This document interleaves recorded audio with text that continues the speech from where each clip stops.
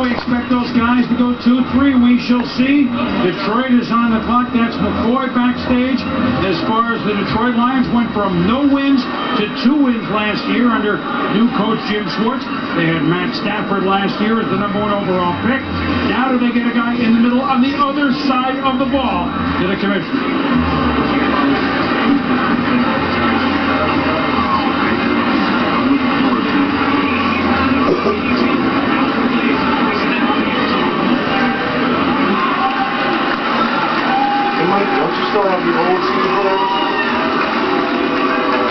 With the second pick in the 2010 NFL Draft, the Detroit Lions select Ndamukong Suh, defensive tackle, Nebraska.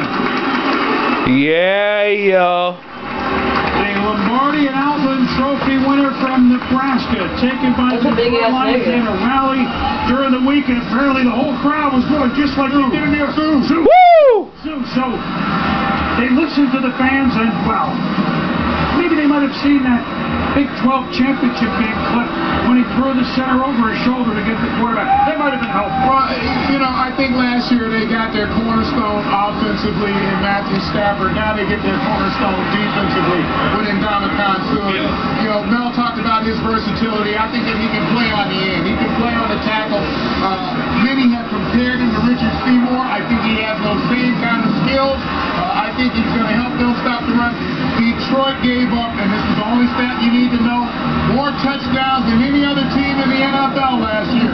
So, as Coach said about that first pick, this team just got a whole lot better when they made a pick. Another guy compared to Bryant Young, tremendous first step at defensive tackle. Coach Bo Pelini in Nebraska asked Ndamukong, look, you're going to stand up, face up your offensive tackles, and you're going to play the run first. And that is going to slow you down to try to get to the passer. He has tremendous first step, and I, as a quarterback, can tell you, if you can press the pocket back and collapse it time after time after time, think of Gilbert Brown the years that he played for the Packers. How many times I have to put up with that collapsing the pocket? And this is a guy that will affect the pass rush with just his pure strength, let alone if he starts to use that first step and develops some pass rushing techniques, which they did not ask him to do in college. This is tremendous upside. And he's going to press the pocket, too. He's going to push the... I mean, I'm not saying he's a great three-technique pass rusher, but he's going to press the pocket.